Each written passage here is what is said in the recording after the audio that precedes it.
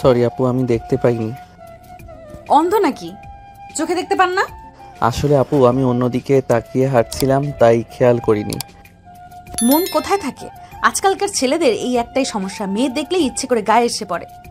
আরে আপু, আমি তো বললাম যে আমি অন্যদিকে তাকিয়ে হাঁটছিলাম, তাই আপনাকে খেয়াল করিনি।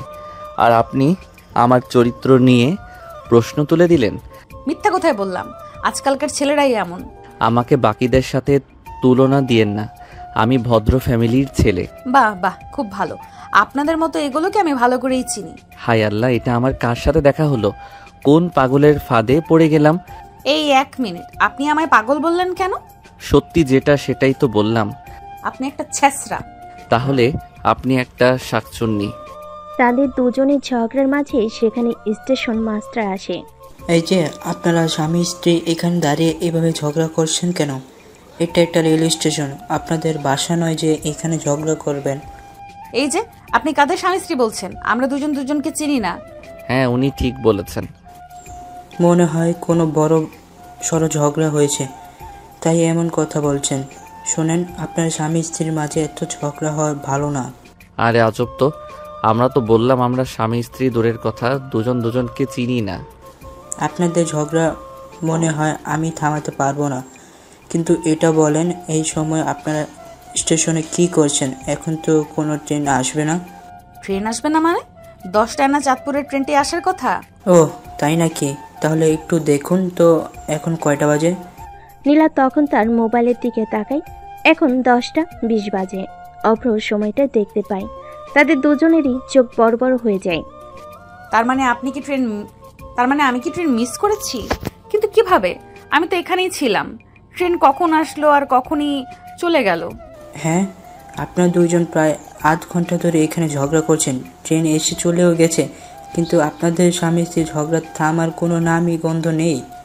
এই, আপনি এই স্বামী স্ত্রী বলা চুপ করুন, এখান থেকে যান। কি মহিলারে বাবা, ভালো কথা বললাম আর উনি রাগ দেখাচ্ছে। এই কথা বলে স্টেশন মাস্টার সেখান থেকে চলে যায়। নীলা তখন একটি বেঞ্চে বসে পড়ে। এই শুধু আপনার জন্য আমি ট্রেনটা মিস করেছি। এই যে, একদম নাটক করবেন না। আপনি আমার জন্য নয়, আমি আপনার জন্য ট্রেন মিস করেছি। বাবা, কত বড় পোল্টিবাজ! উনি নাকি আমার জন্য ট্রেন মিস করেছে। হ্যাঁ, আমি আপনার জন্যই ট্রেনটা মিস করেছি। আজকে যদি আপনার সাথে দেখা না হতো তাহলে হয়তো ট্রেনটা মিস হতো না। নীলা তার মনে কিছুটা হলেও বুঝতে পারে যে এখানে ভুলটা তার নিজেরই ছিল। তখন নীলা কথা এড়িয়ে নিয়ে বলে, তার মানে আপনিও চাঁদপুর যাচ্ছিলেন? হ্যাঁ। আচ্ছা, এখন না, আমাদের ঝগড়া করে কোনো লাভ নেই। এখন বলুন, আমাদের এখন কি করা উচিত? আপনার প্রয়োজন কিনা জানি না, কিন্তু আমার অনেক প্রয়োজন। আমারও যাওয়া অনেক প্রয়োজন, কিন্তু সব সময় তো ট্রেনে করে গিয়েছি, তাই ট্রেন ছাড়া কিভাবে যাওয়া যাবে সেটা জানি না। যেতে তো হবেই, তাহলে চলুন আমরা স্টেশনের ওই লোকটার কাছ থেকে হেল্প নেই। হ্যাঁ চলুন। তারা দুজনেই স্টেশন মাস্টারের রুমের দিকে যায়। রুমের সামনে গিয়ে অভ্র বলে, এই যে ভাইয়া, আমাদের একটু হেল্প করবেন? তখন তো রাগ দেখিয়ে আপনার বউ আমাকে চলে যেতে বলল, আর এখন আবার এসেছেন আমার কাছে হেল্প চাইতে। আমি হেল্প করতে পারবো না। স্টেশন মাস্টারের কথা শুনে নীলার রাগ উঠে যায়। নীলা লোকটাকে রেগে কিছু বলতে যাবে, তখনই অভ্র নীলার মুখ চেপে ধরে আর লোকটিকে হেসে বলে, আসলে ভাইয়া, আমার বউ একটু রাগী তো, তাই এমনটা বলেছিল। দেখলেন না আমার সাথে কেমন ঝগড়া করছিল? ওর পক্ষ থেকে আমি আপনার কাছে ক্ষমা চাইছি। প্লিজ ভাইয়া, হেল্পটা করুন। ঠিক আছে, বলুন কি হেল্প লাগবে। এখানকার বাস স্টেশনটি কোথায়, আর কোন বাসে করে এখন চাঁদপুর যেতে পারবো? তখন স্টেশন মাস্টার অভ্রকে ঠিকানা দিয়ে দিলে অভ্র লোকটিকে ধন্যবাদ দিয়ে তার রুম থেকে বেরোয়। স্টেশন মাস্টারের রুম থেকে বেরিয়ে অভ্র নীলার মুখ ছেড়ে দেয়। তখনই নীলা বলে, এই, আপনি আমার মুখ চেপে ধরলেন কেন? আর ওই লোকটার কাছে আমাকে আপনার বউ বললেন কেন? শোনেন, তখন কোনো ঝামেলা করলে উনি আমাদের ঠিকানা দিয়ে সাহায্য করতো না, তাই মাঝে মাঝে রাগ কন্ট্রোল করতে শিখুন। আর আপনি আমার থেকে এই ঠিকানা নিয়ে বাস ধরে চলে যান। আপনি কি আমাকে একা রেখে চলে যাবেন? আমার আপনার সাথে যাওয়ার কোনো ইচ্ছা নেই। আমার না অনেক ভয় করে, আমি আগে কখনো একা যাইনি। এটাই প্রথমবার। ভয় আর আপনি, আমার তো বিশ্বাস হচ্ছে না। কেন, আমি কি ভয় পেতে পারি না? আপনার যেই রাগ, তারপর আবার ভয়। তাছাড়া এখন তো রাত না যে ভয় পাবেন। তবু আমার ভয় করে। প্লিজ আমাকে আপনার সাথে নিয়ে চলুন, প্লিজ প্লিজ প্লিজ। আচ্ছা ঠিক আছে, চলুন। তবে একটা শর্ত আছে, আপনি এত রাগারাগি করতে পারবেন না। ঠিক আছে, চলুন চলুন। নীলা খুশি হয়ে অভ্রের হাত জড়িয়ে ধরে, কিন্তু পরিস্থিতিটা বুঝতে পেরে আবার সঙ্গে সঙ্গে হাত ছেড়ে দেয়। তারপর তারা স্টেশন থেকে বেরিয়ে একটি রিক্সা নেয় এবং বাস স্টেশনের উদ্দেশ্যে রওনা হয়। বাস স্টেশনে পৌঁছে তারা যখন টিকিট নিচ্ছিল তখনই নীলা টাকা দিতে চাইলে অভ্র তার থেকে টাকা নেয় না। তারপরে গিয়ে বাসে উঠে পড়ে। তাদের দুজনের সিট একসাথেই পড়েছে। অভ্র নীলাকে উইন্ডো সিটটা দিয়ে দেয়।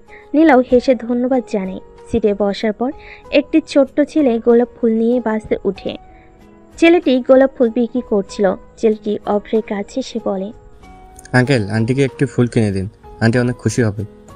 নীলা কিছু বলবে তখনই অভ্র বলে, কত টাকা বাবু? আঙ্কেল 60 টাকা। তোমার কাছে থাকা সবচেয়ে সুন্দর ফুলটি দাও। ছেলেটি ফুল দিলে অভ্র ছেলেটিকে একটি 100 টাকার নোট দিয়ে বলে রেখে দিতে। ছেলেটিও খুশি হয়ে চলে যায়। অভ্র তখন ফুলটি এগিয়ে দেয়। অনেক ধন্যবাদ।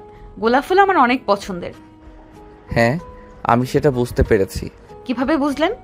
ওই ছেলেটি বাসে ওঠার পর আপনি গোলাপগুলোর দিকে যেভাবে তাকিয়েছিলেন তা দেখেই বুঝে গিয়েছি। আপনি আসলেই অনেক ভালো। কিছুক্ষণ আগেও আপনি আমার চরিত্র নিয়ে কথা বলেছিলেন, এখন আবার বলছেন আমি অনেক ভালো মানুষ। তখনকার জন্য সরি। আসলে জানেনই তো, এখনকার সব ছেলেরা ভালো হয় না। তাহলে এখন কি বুঝতে পেরেছেন যে আমি অন্যদের থেকে আলাদা?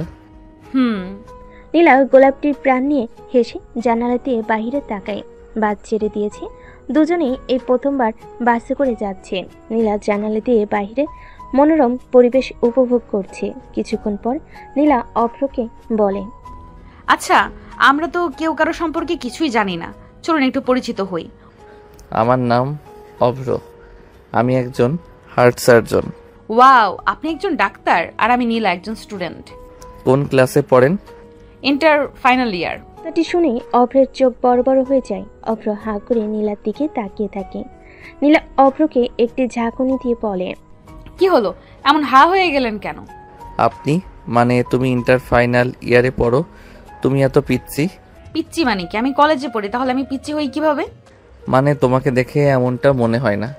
আমি তো মনে করেছিলাম মনে হয় কোনো কোম্পানিতে জব করো।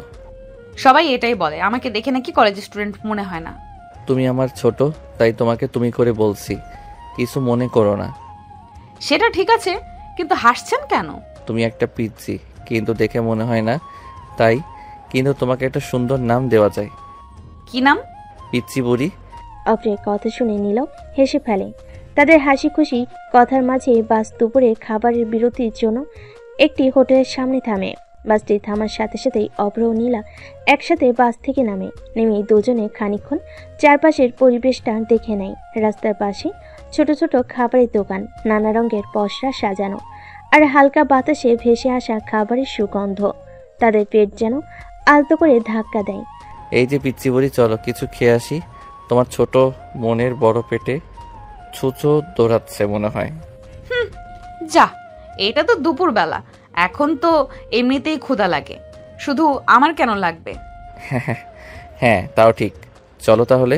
তার দুজনেই একটি ছোট্ট রেস্টুরেন্টে ঢোকে এবং একটি টেবিলে বসে। কিছুক্ষণের মধ্যেই ওয়েটার এসে দাঁড়ালে অভ্র নীলার দিকে তাকিয়ে জিজ্ঞেস করে, কি খাবে তুমি? আপনি যা অর্ডার করেন আমার কোনো আপত্তি নেই।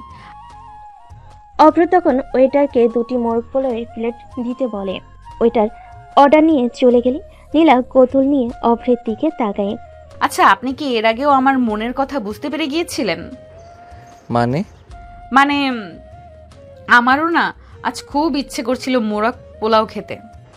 মিথ্যা বলবো না, আসলে আমার নিজেরও আজ মোরগ পোলাওর প্রতি দুর্বলতা জেগেছিল, তাই আর কিছু না ভেবে ওটাই অর্ডার করে দিলাম।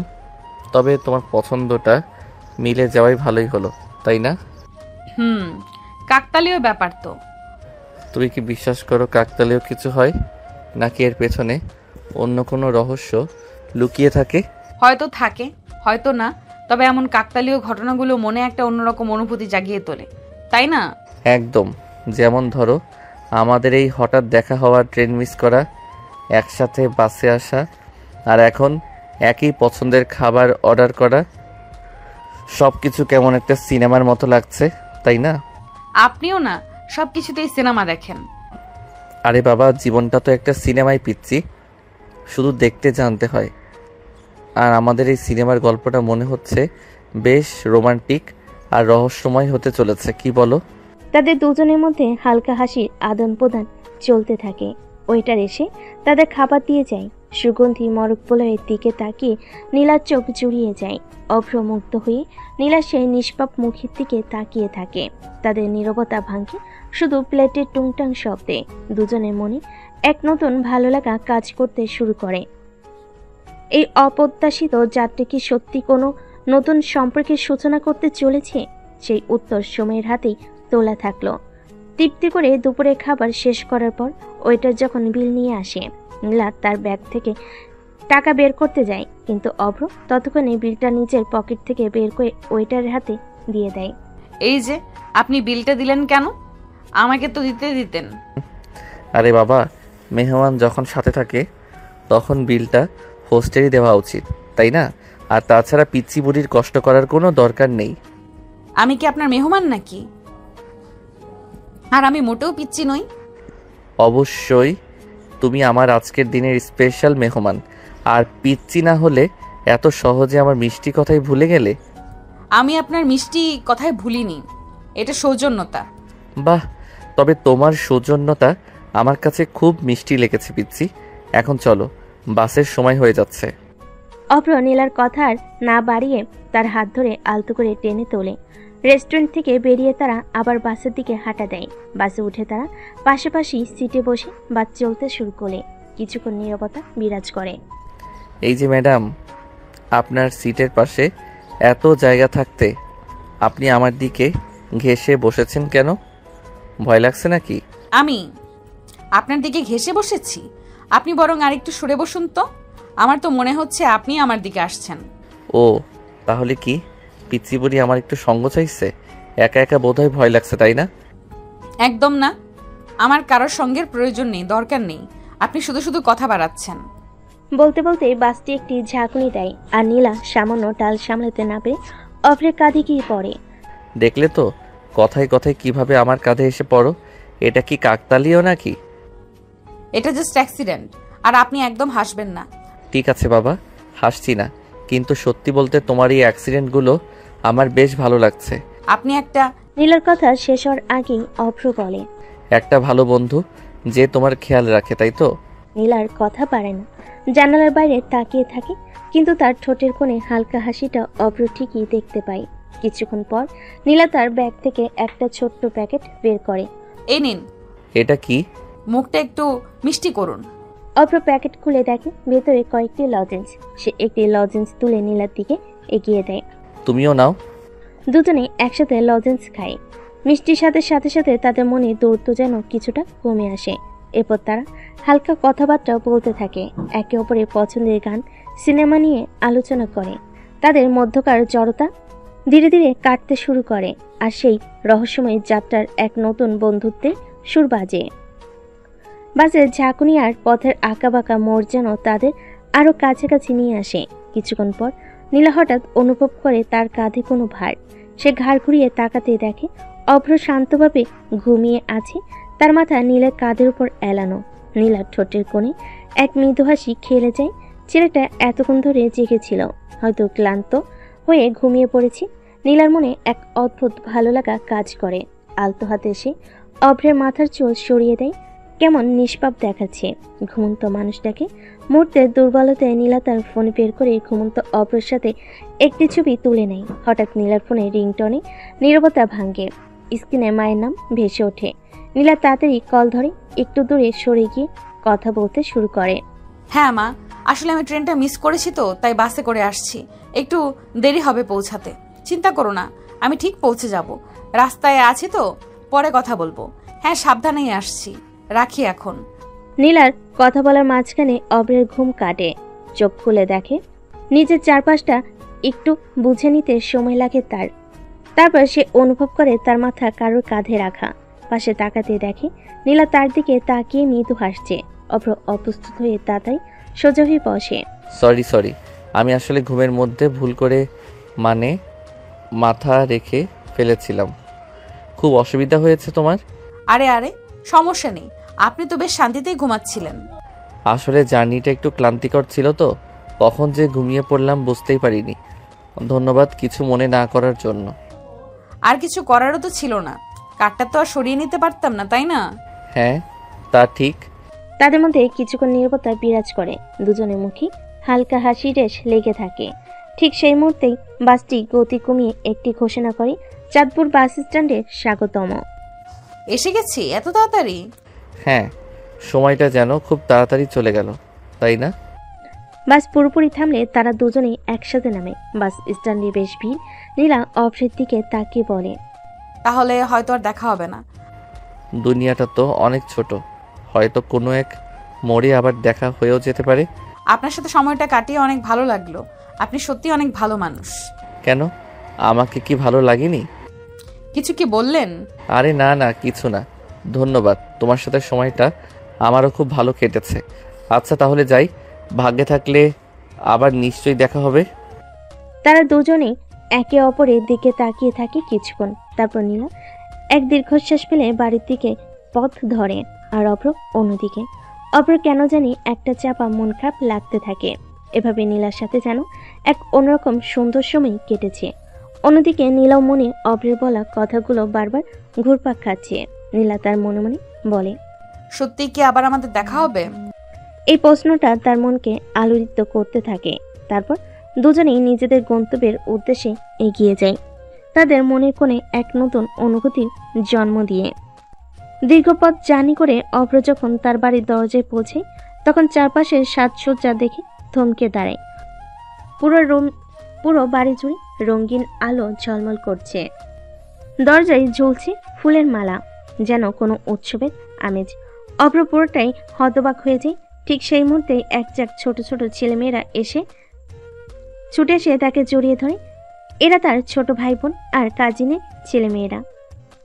বাড়ির অন্যান্য সদস্যরাও এগিয়ে এসে হাসি মুখে তার সাথে কুশল বিনিময় করে। এতজন আত্মীয়কে একসাথে দেখে অভ্র খানিকটা কনফিউজড হয়ে পড়ে। অভ্র কিছুক্ষণ সকলের সাথে স্বাভাবিক কথাবার্তা বলার চেষ্টা করে, কিন্তু তার মন পড়ে থাকে অন্য কোথাও। সুযোগ বুঝে সে তার মাকে একান্তে তার রুমে ডেকে নিয়ে যায়। মা, ব্যাপার কি এটা? এত আত্মীয় স্বজন কেন বাড়িতে? আর এই রকম সাজানো কেন? কারো কি বিয়ে নাকি? হ্যাঁ, বিয়ে তো বটে, না হলে কি আর এত আয়োজন হতো নাকি? কার বিয়ে?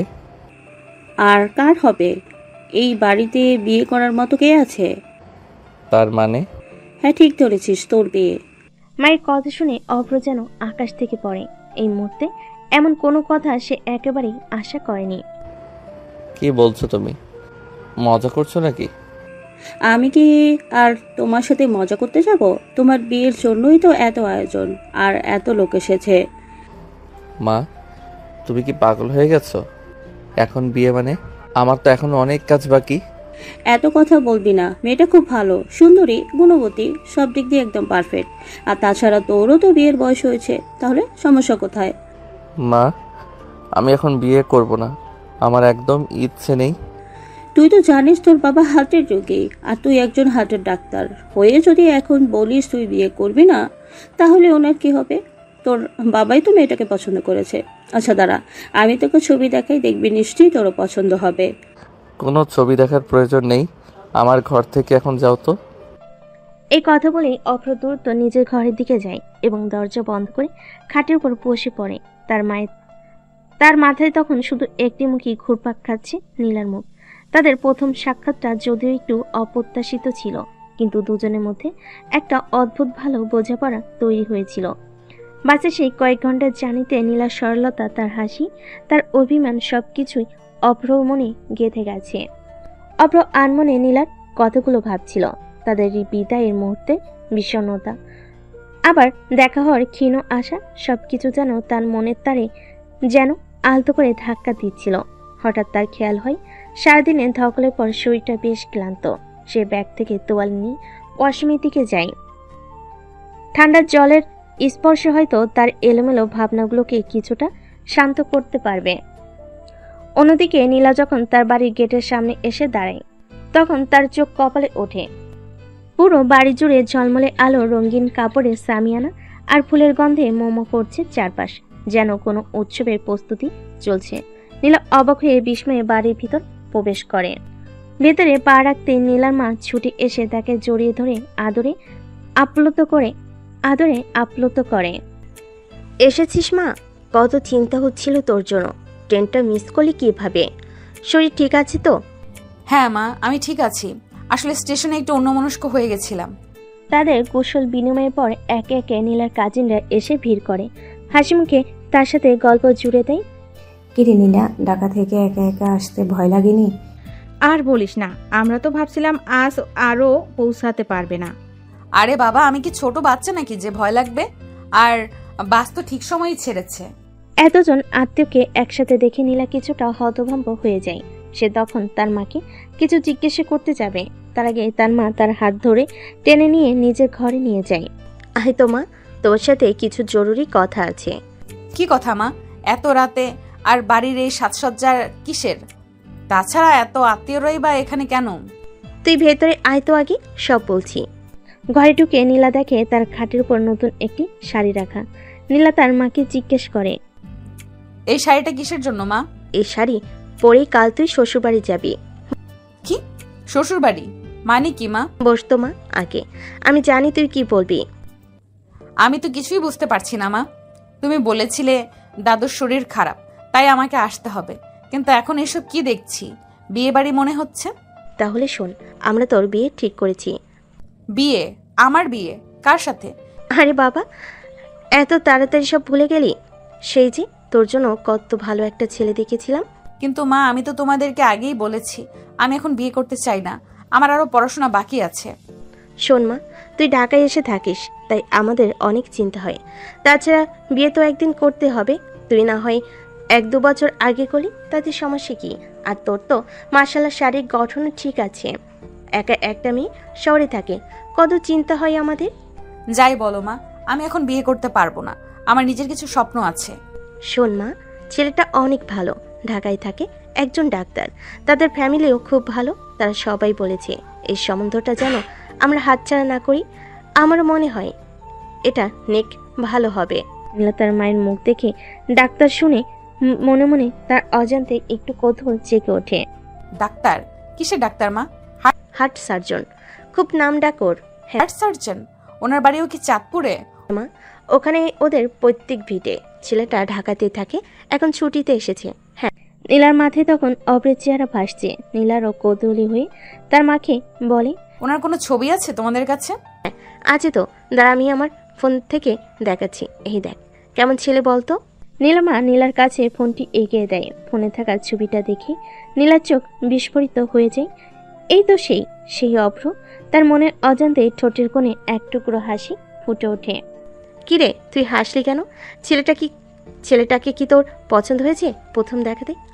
তেমন কিছু না মা, তুমি এখন যাও তো, আমার একটু বিশ্রাম দরকার। কি বল, তুই এই বিয়েতে রাজি? আমাদের আর কোনো আপত্তি নেই। কি? আচ্ছা, আমি রাজি, তবে আমার কিছু শর্ত আছে। কি শর্ত? বল না মা। সেগুলো পরে বলবো, তুমি এখন যাও। নীলার মা ঘর থেকে যাওয়ার পর নীলা খাটের উপর এলিয়ে পড়ে। আজ একটা বালিশ বুকে জড়িয়ে ধরে সে হাসতে থাকে। তার মনে তখন সেই অপ্রত্যাশিত বাদযাত্রার প্রতিটি মুহূর্ত জীবন্ত হয়ে ওঠে। অপর সাথে প্রথম ঝগড়া, তার মিষ্টি বড়ি ডাক, গোলাপ ফুল দেওয়া, আর অবশেষে সেই বিদায়ের মুহূর্তে বিষণ্ণতা। নীলার মনের অজান্তেই এক ধরনের মিষ্টি লজ্জা আর উত্তেজনা অনুভব হয়। সে অপরিচিত যুবক, যার সাথে সামান্য কয়েক ঘন্টায় পরিচয়, এত কিছু ঘটে গেল। তিনি হতে চলেছেন তার জীবন সঙ্গী। ভাগ্যিস ট্রেনটা মিস হয়েছিল, এই ভাবনাগুলোই তার রাতে ঘুম কেড়ে নেয়। নীলা তখন তার ফোন থেকে বাসে তোলা ছবিটি বের করে। না, ভালোই মানিয়েছে। দর্শক, আপনাদের সকলকে আমার পক্ষ থেকে বিয়ের দাওয়াত দেওয়া হলো।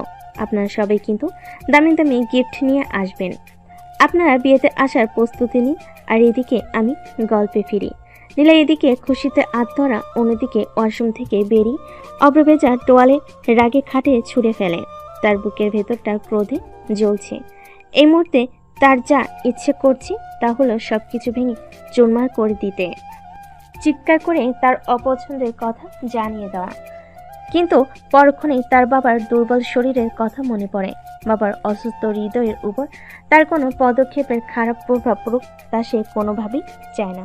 তাই দাঁতে দাঁত চেপে নিজের রাগ নিয়ন্ত্রণে রাখার চেষ্টা করে অভ্র। কিন্তু তার এই বিয়েতে কোনো রকম আগ্রহ নেই। তার মনের আঙ্গিনায় তো অন্য এক পিচি বুড়ির আনুগোনা শুরু হয়ে গেছে। অভ্র বুঝতে পারছে সে ক্ষণিকের সাক্ষাতে নীলার সরলতা, তার মিষ্টি অভিমান আর প্রাণবন্ত হাসি সবকিছু মিলেমিশে তার হৃদয়ের গভীরে জায়গা করে নিয়েছে। ভালোবাসতে তো আর সময় লাগে না, বিশেষ করে যখন প্রথম দেখাতে কারো চোখের গভীরে হারিয়ে যায় মন। অভ্রের মনে নীলা সেই মায়াবী চাহনি বারবার ভেসে ওঠে। বাসের সেই কয়েক ঘন্টার পথ যেন তাদের দুজনের মনে অলিখিত এক বন্ধন তৈরি করে দিয়েছে। অথচ নিয়তি পরিহাসে এখন অন্য এক অপরিচিত মেয়ের সাথে তার গাঁটছড়া বাঁধতে চলেছে পরিবার। এই ভাবনা তাকে আরো বেশি অস্থির করে তোলে। অপ্র খাটের উপর বসে দুহাতে মুখ ঢেকে দীর্ঘশ্বাস ফেলে। তার মনে একটাই প্রশ্ন, নীলার সাথে কি আর কখনো দেখা হবে? আর যদি দেখা হয় তখন তাদের সম্পর্কের সমীকরণটা কেমন হবে? এই অনিশ্চয়তা তাকে কুড়ে কুড়ে খায়। দেখতে দেখতে বিয়ের দিন এগিয়ে আসতে থাকে। অভ্রের মা বহুবার চেষ্টা করেছেন ছেলেকে পাত্রীর ছবি দেখাতে কিংবা তার সাথে ফোনে দু চারটা কথা বলিয়ে দিতে, কিন্তু প্রতিবারই অভ্র মায়ের উপর বিরক্ত প্রকাশ করেছে। স্পষ্ট ভাষায় জানিয়ে দিয়েছে এই বিয়েতে তার কোনো রকম আগ্রহ নেই। মায়ের মন খারাপ হলেও তিনি ছেলের জেদের কাছে হার মেনে যান। অন্যদিকে বিয়ের দিন যত কাছে আসছে দুই পরিবারের ব্যস্ততা ততই বাড়ছে। আত্মীয় স্বজনে ভরে উঠেছে বাড়ি। চারপাশে উৎসবের আমেজ, বিয়ের কেনাকাটা, বার রান্নার আয়োজন, প্যান্ডেল বাঁধা।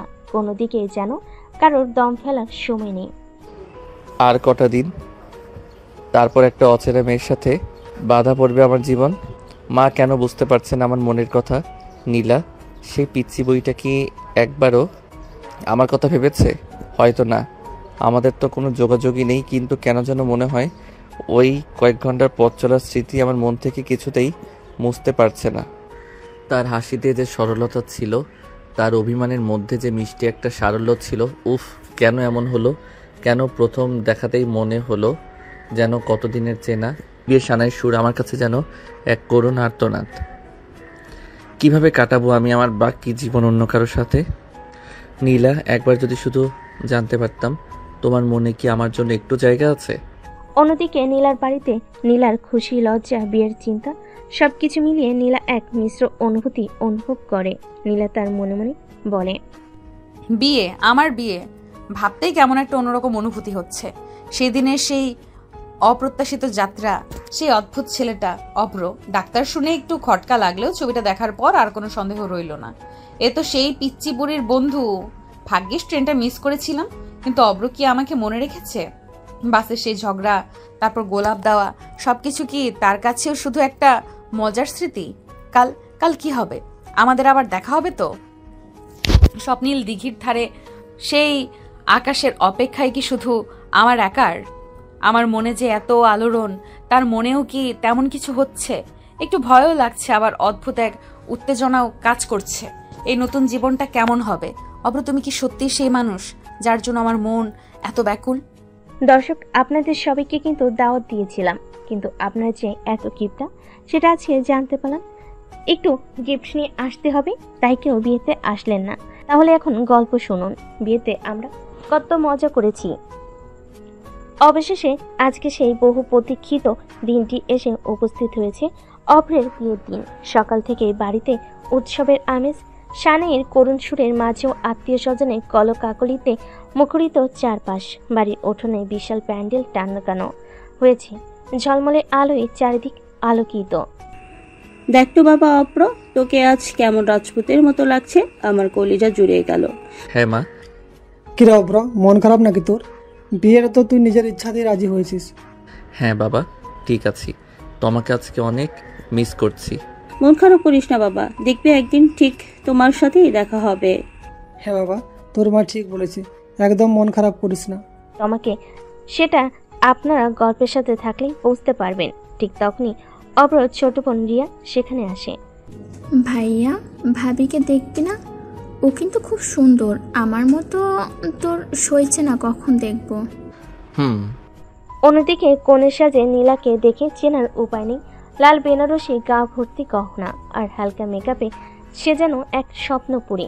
তার বান্ধবীরা তার চারপাশে ঘুরঘুর করছে, খুনসুটিতে মেতে উঠছে। কি রে নীলা, তোর মুখটা এত গম্ভীর কেন?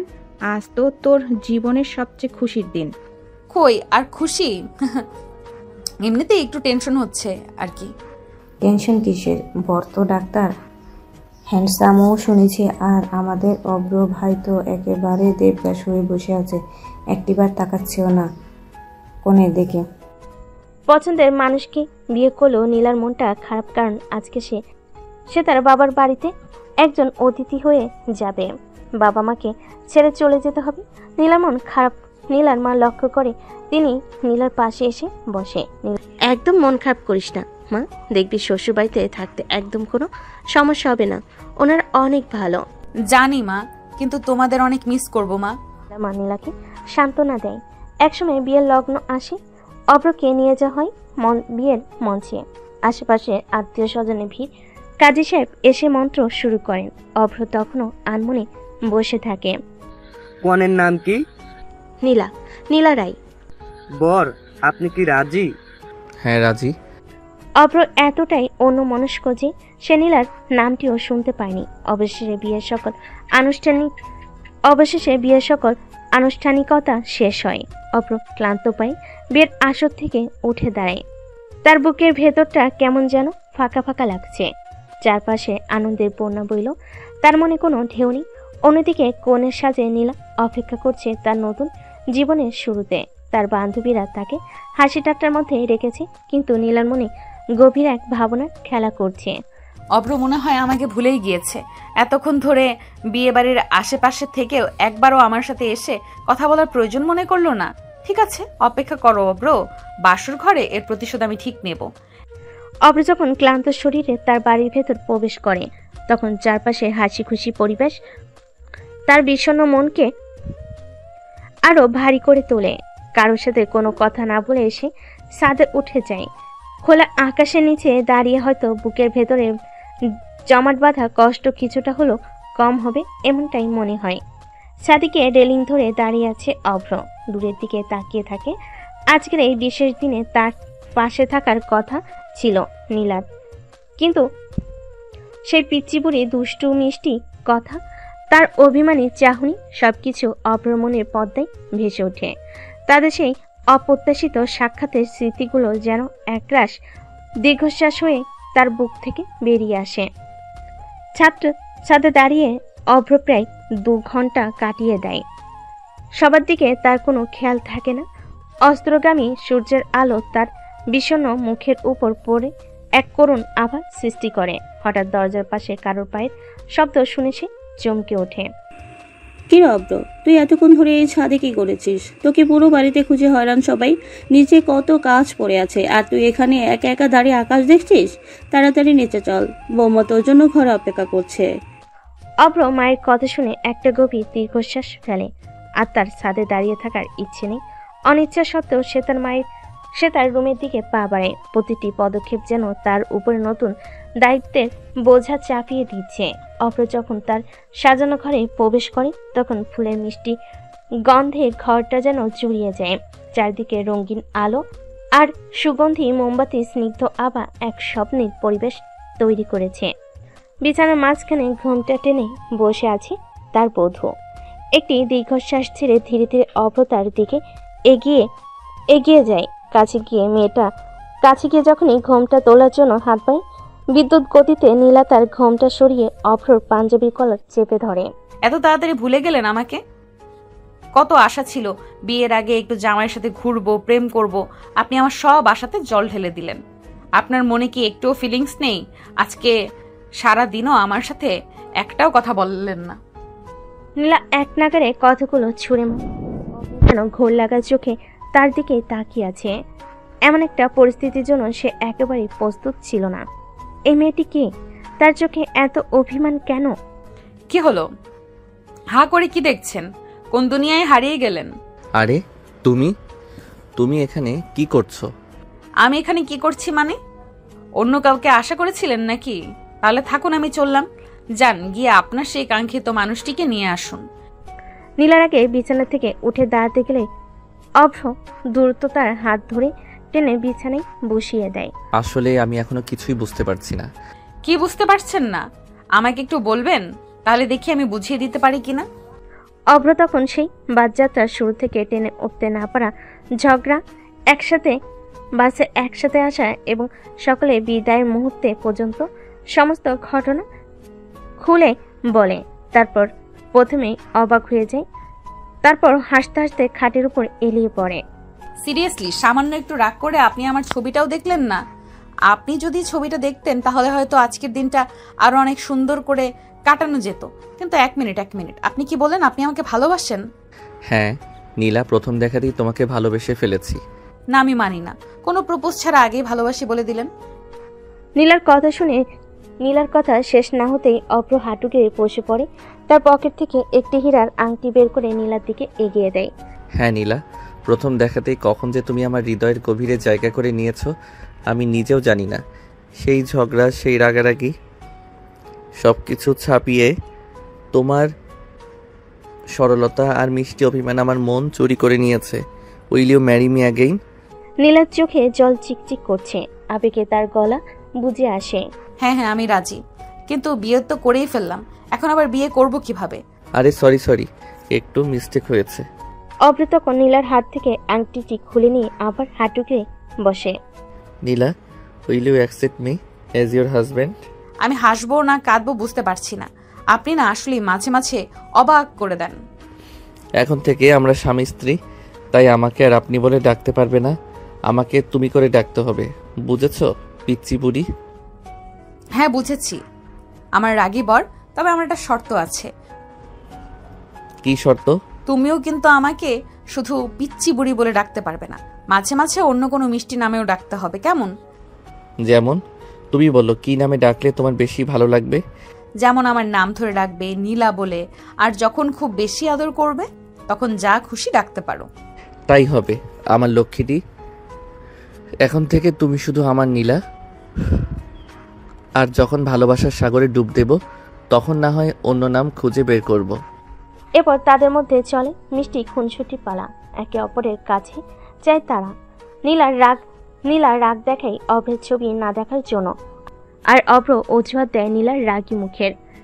হাসির ফোঁড়া ছুটে তাদের কথার মাঝে ধীরে ধীরে রাতের নীরবতা ভেঙে তাদের ভালোবাসার উষ্ণ নিঃশ্বাসের শব্দ ভেসে আসে। আচ্ছা নীলা, আজকে যদি কিছু একটা হয়ে যায়? কেন, কি হবে? দেখবে নাকি কি হবে? হ্যাঁ দেখাও। তখনই অভ্র নীলার ঠোঁটজোড়া দখল করে নেয়। অভ্র নীলাকে তার ভালোবাসা দিয়ে ভরিয়ে দিচ্ছে। অভ্র নীলার শাড়ি খুলে দেয়। নীলা অভ্রের ঠোঁট ছায় না, যেন অনেকদিনে ক্ষুধার্ত। তাদের বাসরাত ছিল দুটি হৃদয় মিলন ক্ষেত্র, যেখানে ছিল দীর্ঘ অপেক্ষার অবসান, অপ্রত্যাশিত ভালোবাসার স্বীকৃতি আর ভবিষ্যতের এক নতুন স্বপ্ন। অভ্র গভীর ভালোবাসায় নীলার ঘুমটা সরিয়ে তার মুখের দিকে তাকায়। নীলার চোখে তখন শুধু প্রতিচ্ছবি। তারা একে অপরের হাতে হাত রেখে নীরবে বসে থাকে, যেন তাদের হৃদয়ের ভাষা কোনো শব্দের প্রয়োজন হয় না। সেই রাতে তারা শুধু দুটি শরীর নয়, দুটি আত্মাও একত্রিত হয়ে যায়। চাঁদের আলো তাদের ভালোবাসার সাক্ষী থাকে, আর ফুলের সুবাস সেই পবিত্র মিলনকে আরো মধুময় করে তোলে। অভ্র আলতো করে নীলার ঠোঁটে তার ভালোবাসার স্পর্শ দেয়, আর নীলাও চোখ বুজে সেই অমৃত আস্বাদ গ্রহণ করে। সেই রাতে তাদের ভালোবাসার বন্ধন আরো দৃঢ় হয়, যা হয়তো কোনোদিনই ছিল না। পরের দিন ভোরের আলো যখন তাদের ঘরের জানালা দিয়ে প্রবেশ করে, তখনই অভ্রের বাহুডোরে শান্ত ঘুমে বিভোর ছিল নীলা। অভ্রের আলতো করে তার মুখের উপর পড়া চুলগুলো সরিয়ে দেয়। নীলা শান্ত স্নিগ্ধ মুখটা অভ্রের দিকে উপর ঘুমিয়ে আছে। এই শান্ত চেহারা দেখলে তার মনে হয় যেন একটা অপার্থিব শান্তি নেমে এসেছে। রাতের সমস্ত ক্লান্তি আর উত্তেজনা ছাপিয়ে এক গভীর ভালোবাসার আবেশে ভরে উঠেছে তার মন। ধীরে ধীরে নীলার চোখের পাতা খোলে। অভ্রের মুখের দিকে তাকিয়ে তার ঠোঁটের কোণে এক মিষ্টি হাসি ফুটে ওঠে। রাতের সমস্ত স্বপ্ন যেন তার চোখে এসে ভিড় করেছে। শুভ সকাল আমার পিচ্ছি বুড়ি। শুভ সকাল। কাল রাতের ধকল সামলে উঠতে পারবে তো, নাকি আমার কোলে ঘুমিয়ে থাকবে সারাদিন? তুমি না যা তা বলো। সত্যি বলছি, আমার কিন্তু আপত্তি নেই, বরং তোমাকে এভাবে আগলে রাখতে আমার বেশ ভালো লাগে। এই কয়েকটা দিন যেন চোখের পলকেই কেটে গেল, তাই না? মনে হচ্ছে এই তো সেদিন স্টেশনে আমাদের প্রথম ঝগড়া হলো। আর তুমি আমাকে কি সব বলছিলে, শাকচুনি না কি জানো? আর তুমিও কম যাওনি, ছ্যাঁচড়া বলেছিলে আমায়। ভাবিনি সেই ঝগড়া দিয়ে আমাদের ভালোবাসার শুরু হবে। কে জানতো বলো? সবই যেন একটা স্বপ্ন মনে হয়। ট্রেনটা মিস না করে হয়তো কখনোই আমাদের দেখা হতো না। তার মানে ট্রেন মিস হওয়াটা আমাদের জন্য ভালোই হয়েছে, তাই না? নিয়তি হয়তো এটাই চেয়েছিল। কিন্তু আমার তো অনেক কাজ আছে, বাড়ির সবাইকে মুখ দেখাতে হবে। আর তুমিও তো ডাক্তার, তোমারও নিশ্চয়ই তারা আছে। মুখ দেখানোর আগে আমার তো আরেকটা জিনিস দেখার বাকি আছে, তাই না? কি দেখার বাকি আছে? কাল রাতে রাগের চোটে আমার দিকে ভালো করে তো তাকাওনি। এখন তো আর কোনো রাগ নেই, তাই না? সেই চোখ ভরে একটু দেখবো তোমাকে। তুমি একদম দুষ্টু, সকালবেলাতেও শুধু দুষ্টুমি। দুষ্টু তো একটু আমি হবই, এত সুন্দর বউ যে আমার, তাকে একটু জ্বালাবো না? আর তাছাড়া কাল রাতে তো তুমি আমার উপর এক রাগ দেখিয়েছ, তার একটু সত্য নিতেই হয়, তাই না? যাও তো, একদম পাজি তুমি। এখন ছাড়ো আমায়। ছাড়বো এত সহজে? কাল রাতের ঋণ শোধ না করে? তুমি না একদম পাজি হই আর যাই হই, তুমি কিন্তু আমার পিচ্ছি বুড়ি, আর আমি তোমার রাগই বর, মনে থাকে যেন। আর এখন থেকে সব রাগ আমার জন্য জমিয়ে রেখো, কেমন? মনে থাকবে, সব সময় মনে থাকবে। আর তুমিও শুধু রাগ দেখাবে না, একটু ভালোবাসাও দেবে তো। ভালোবাসা? এই চোখে যা দেখছো সেটার কিছুই না, শুধু ভালোবাসা। তোমার জন্য আমার হৃদয়ের প্রতিটি স্পন্দন জুড়ে শুধু তুমিই আছো। রাতের গভীর ভালোবাসার পর ভোরের এই আলতো ছোঁয়া তাদের সম্পর্ককে আরো মজবুত করে তোলে। নীলার লজ্জারাঙ্গা মুখ আর অভ্রর দুষ্টু মিষ্টি কথা তাদের ভালোবাসার নতুন এক অধ্যায়ের সূচনা করে। বাইরের পৃথিবীতে হয়তো তাদের অনেক দায়িত্ব অপেক্ষা করছে, কিন্তু এই মুহূর্তে তারা আবদ্ধ শুধু একে অপরের ভালোবাসার উষ্ণ আলিঙ্গনে। রাতে ভালোবাসার পর এক নতুন সকাল তাদের দুয়ারে এসে দাঁড়ায়। নীলা বিছানা ছেড়ে ওয়াশরুমের দিকে যায়। কিছুক্ষণ পর সে ফ্রেশ হয়ে বের হয়। অভ্র আলতো করে তার গালে একটি মিষ্টি চুমু দেয় এবং তারপর ওয়াশরুমে চলে যায়। অভ্রর এই অপ্রত্যাশিত ভালোবাসার ছোঁয়ায় নীলার মুখ লজ্জায় লাল হয়ে ওঠে আর সে মুচকি হাসতে থাকে। নীলা তখন আয়নার সামনে দাঁড়িয়ে শাড়ি পরা শুরু করে। ঠিক সেই মুহূর্তে ওয়াশরুম থেকে বেরিয়ে আসে অভ্র। নীলাকে শাড়ি পরতে দেখি তার চোখ আটকে যায়। ধীরে ধীরে সে পেছন থেকে এসে নীলার কোমর জড়িয়ে ধরে। তার উষ্ণ নিঃশ্বাস নীলার ঘাড়ে অনুভব হয়। অভ্র আলতো করে নীলার ঘাড়ে একটি গভীর চুমু দেয়। নীলা কেঁপে ওঠে এক নতুন শিহরণে। অভ্র নীলার নিজের দিকে ঘুরিয়ে তার ঠোঁটের কাছে মুখ নিয়ে যায়। তারপর তাদের ঠোঁট একে অপরের সাথে আলতো করে মিশে যায়। এক গভীর ভালোবাসার স্পর্শে তারা হারিয়ে যায় কিছুক্ষণের জন্য। কিস করা শেষ হলে নীলা হাসতে হাসতে বলে, হাসছো কেন? একবার আয়নার সামনে গিয়ে নিজেকে দেখে এসো, তাহলে বুঝবে। নীলার কথা শুনে অভ্র এগিয়ে যায় আয়নার দিকে। নিজের প্রতিচ্ছবি দেখে সে হেসে ফেলে। নীলার ঠোঁটে লাল লিপস্টিকের হালকা ছোঁয়া তার ঠোঁটেও লেগে আছে। নীলা এগিয়ে গিয়ে এসে তার শাড়ির আঁচল দিয়ে অভ্রের ঠোঁট আলতো করে মুছে দেয়। সেই মুহূর্তেই অভ্র নীলার কোমরে হাত রাখে। নীলা এগিয়ে এসে তার শাড়ির আঁচল দিয়ে অভ্রের ঠোঁটে আলতো করে মুছে দেয়। সেই মুহূর্তেই অভ্র নীলার কোমরে হাত রাখে। নীলার সারা শরীর যেন কেঁপে ওঠে এক অজানা ভালো লাগে। তাদের নীরব চোখে তখন শুধু ভালোবাসার ভাষা। কোনো কথা না বলে যেন তারা একে অপরের মনের সবকিছু বুঝতে পারে। তারপর তারা দুজন হাত ধরে রুম থেকে বেরিয়ে নিচের দিকে যায়। তাদের হাতে হাত রাখা, একে অপরের দিকে সবকিছু দেখে কারোর মনেই ভাবে না যে এটি একটি অ্যারেঞ্জ ম্যারেজ, বরং তাদের গভীর ভালোবাসা প্রকাশ দেখে যে কেউ বলবে এ তো সত্যিকারের লাভ ম্যারেজ স্টোরি। তাদের চোখে মুখে সেই প্রথম দিনের ঝগড়ার কোনো চিহ্ন নেই, বরং সেখানে শুধুই একে অপরের প্রতি গভীর প্রেম আর নির্ভরতার আলো ঝলমল করছে। হাত ধরে নিচে নেমে এসে অভ্র আর নীলা যখন ডাইনিং টেবিলে বসে তখন সেখানে পরিবারের অন্যান্য সদস্যরাও উপস্থিত হয়েছিলেন। অভ্রার মা আর নীলার বাবা মা একে অপরের সাথে হাসি মুখে কথা বলছিল। তাদের চোখে মুখে ছিল নতুন সম্পর্কের আনন্দ আর তৃপ্তি। দেখলেন তো বেআইন, আমার ছেলেটা কেমন শান্তশিষ্ট। বিয়ের আগে কত টেনশন করছিল, না জানি কেমন হবে, কিন্তু নীলার মতো লক্ষ্মী বউ পেয়ে আমার সব চিন্তা দূর হয়ে গেছে। আর বলবেন না বেআইন, আমার মেয়েটা একটু মুখচোরা টাইপের। ভাবছিলাম নতুন পরিবেশে মানিয়ে নিতে পারবে কিনা, কিন্তু অভ্রের সাথে ওকে দেখে মনে হচ্ছে যেন কতদিনের চেনা। হ্যাঁ ভাই সাহেব, ছেলে মেয়ে দুটোই খুব শান্ত আর লক্ষ্মী। আমার তো মনে হচ্ছে আমার সম্বন্ধ না করলেও এরা নিজেরাই একে অপরের খোঁজ ঠিক বের করে নিতে। একদম ঠিক বলছেন ভাই সাহেব, ভাগ্যের লিখন কি আর খণ্ডন করা যায়, তাই না? কি রে অভ্র, বৌমাকে কেমন লাগলো? আমাদের পছন্দ কি ঠিক ছিল তো? তোমাদের পছন্দ সবসময় সেরা মা। নীলার মতো জীবনসঙ্গী পেয়ে আমি সত্যি খুব খুশি।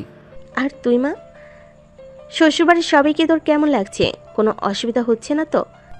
না মা, সবাই খুব ভালো, আমার কোনো অসুবিধা হচ্ছে না। অব্র মানে উনিও খুব ভালো।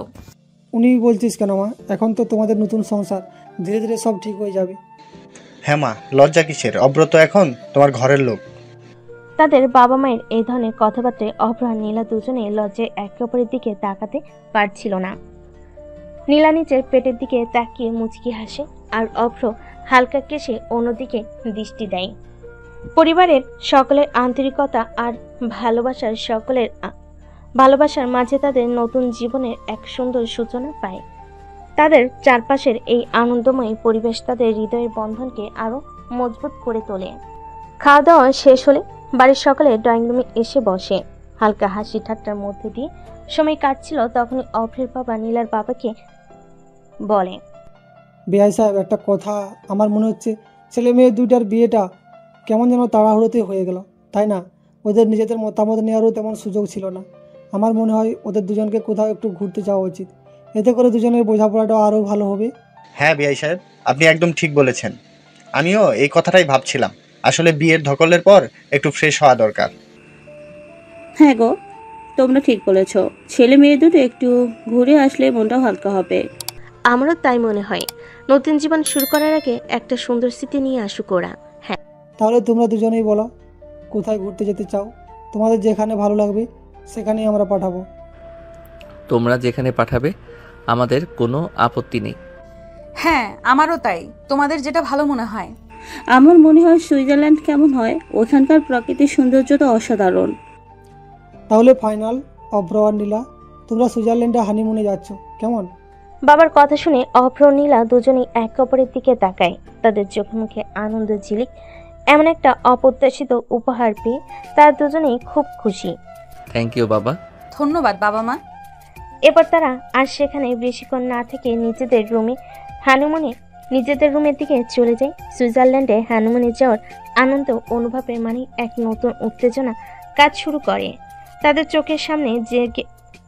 চোখের সামনে ভেসে ওঠে বরফে ঢাকা পাহাড়, সবুজ উপত্যকা আর মনোরম প্রাকৃতিক দৃশ্য। সেই স্বপ্নের পরিবেশে তারা একে অপরের আরো কাছে আসার সুযোগ পাবে ভাবনাতেই তাদের মন ভরে ওঠে। রুমে ফিরে দরজা বন্ধ করে নীলার দিকে তাকায়। সুইজারল্যান্ডে হানিমুন যাওয়ার আগে নীলার চোখে মুখে তখন আনন্দের রেশ লেগে আছে। তাহলে পিচ্চি বুড়ি বরফের দেশে কেমন রোমান্স করবে শুনি। কি যে বলো তুমি, তোমার মুখে কি কিছুই আটকায় না? কেন লজ্জা করবে? আমি তো আমার বউকেই বলছি, সত্যি বলছি। আমার তর সইছে না। ভাবছি বরফের চাদরে মোড়া পাহাড়ের কোলে শুধু তুমি আর আমি, কেমন হবে বলো তো? আমার একটুও ভয় লাগছে, এত ঠান্ডা। অভ্র নীলার কোমরের কাছে ধরে কাছে টেনে নেয়। ভয় কিসের? আমি তো আছি। তোমার উষ্ণ আলিঙ্গনে সব ঠান্ডা দূর হয়ে যাবে। শুধু তুমি আর আমি, রাতের আকাশে অজস্র তারা আর নিচে বরফের নীরবতা, ভাবতেই কেমন স্বপ্নীল লাগছে, তাই না? খুব সুন্দর হবে। আর সেই ঠান্ডায় যখন তুমি আমার আরো কাছে আসবে তখন কেমন লাগবে? তুমি না শুধু দুষ্টুমি করো। দুষ্টুমি তো একটু করবই। এত সুন্দর বউ যে আমার, তাকে একটু না জ্বালালে কি চলে? তবে আমার সব দুষ্টুমির আড়ালে কিন্তু শুধুই ভালোবাসা লুকিয়ে থাকে, বুঝলে তো? বুঝি, তোমার চোখের ভাষা আমি এখন পড়তে পারি। চলো ব্যাগ গোছানো শুরু করা যাক। সুইজারল্যান্ড আমাদের জন্য অপেক্ষা করছে, আর সেখানে আমরা নতুন করে আমাদের ভালোবাসার গল্প লিখব, কেমন? চলো, আমার আর তর্স হয়েছে না। সুইজারল্যান্ডের স্বপ্ন তাদের চোখে মুখে এক নতুন রোমান্টিক ভাড়া এনে দেয়। ব্যাগ গোছানোর ফাঁকে তারা যখন একে অপরের দিকে ভালোবাসার দৃষ্টিতে তাকে ভবিষ্যতের দিনগুলো কল্পনা করে। তাদের মনে তখন শুধু একটাই সুর, ভালোবাসার সুর। দুপুরে খাবার টেবিলে নীলার মা অভ্রকে উদ্দেশ্য করে বলল, বাবা অভ্র, আজ তোমরা দুজনেই আমাদের বাড়িতে যাবে, তৈরি হয়ে নিও। কিন্তু কেন মা? তোমরা বোধহয় এসব নিয়ম কারণ জানো না। বিয়ের পর জামাইকে তো একদিন শ্বশুর বাড়ি যেতেই হয়। ও আচ্ছা, তাহলে তাড়াতাড়ি খেয়ে নাও, খেয়ে দিয়ে তৈরি হয়ে আমাদের সাথেই রওনা দেবে। হ্যাঁ সূচক মাথা নাড়ল। খাবার শেষ করে অভ্র ও নীলা তাদের রুমে যায়। তৈরি হওয়ার পর তাদের মধ্যে হালকা রোমান্টিক মুহূর্ত তৈরি হয়। আয়নার সামনে দাঁড়িয়ে নীলা যখন চুল আঁচড়াচ্ছিল তখন অভ্র পেছন থেকে এসে তার কাঁধে আলতো করে স্পর্শ করে। নীলা হেসে অভ্রের হাতের উপর নিজের হাত রাখে। তৈরি হয়ে যখন তারা নিচে আসে তখন ওদের দুজনকে একসাথে দেখে নীলার বাবা মা মুগ্ধ হন।